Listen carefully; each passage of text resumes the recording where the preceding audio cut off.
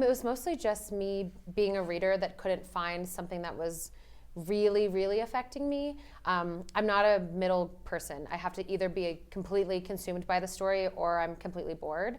And I felt like there wasn't anything that was consuming me. And so I just was like, oh, I'll write a chapter until somebody on Wattpad writes a new story or updates when I'm already reading. And then I just got addicted after the first chapter. So it was really just a random thought of, oh, I'll write a chapter, and then it turned into this. I think there's a really big difference in relating and trying to model yourself after something. Yeah, relating and idolizing. Yeah, it's a totally different kind of thing. put in the same thing, but they're different. Yeah. Yeah, it's totally different. Relating is, I think more people relate to it than idolize it, because no one is perfect. No matter how perfect people may think they are, no one is. And I think it's just a complicated question, because there's a really big difference. Relating to bad things is almost good, because you realize you're not the only one who's doing it. So it kind of gives you assurance that you're not, and then idolizing is, it's kind of like the opposite. Yeah. You can't really be confused. Yeah. I think that there's something about stories about girls exploring their sexuality which is sort of taboo, and so I think this is, for girls it's really important, and I think for guys it's also going to be really important, because there's a lot of the sexuality in this film, it's sort of centered on her pleasure and her experience, and rather than typically what happens is him receiving, it's him giving. And so I think it's going to be really important for a lot of teenagers. I feel like the anticipation beforehand is always worse, and everyone's there to do a job, and it's always executed very professionally, so you assume it's going to be worse than it is. I'm up to book 4.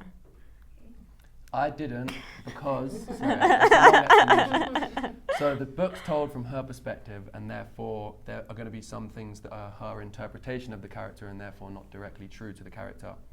So the fact we had Anna on set every day allowed me to just take the script as my source material and not have any confusion between things that made the film and haven't. And I wanted to wait. I saw the film 2 days ago, and I wanted to watch the film first so that I don't have any, I feel like, so we can give them the most, I can put my all into that and not, just have that as my pure center of focus.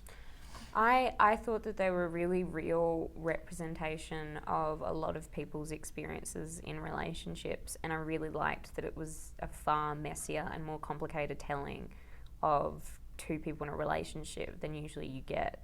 I think that's important.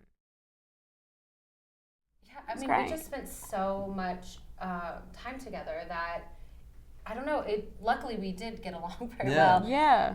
I feel to say we're lucky that we all got along, but I guess there's an element of good casting. Yeah, sure. The fact we're in the same age group helps. And the cast and crew and everyone behind as well. It's not just like the people on the screen.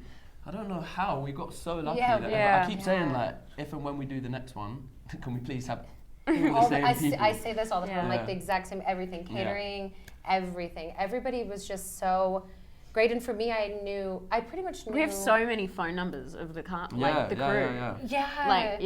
It's, I don't know, it was different than I thought. I didn't realize we would be so like bonded and become like friends. I feel like it's something different than friends, but not, I don't know, it's weird. Yeah. Well, I would say you're my friend, but... No, I mean like more than, like, I don't know, you know what I mean? Like, no, 100%. Like, not family necessarily, but like something in between that, all of that. Like coworkers.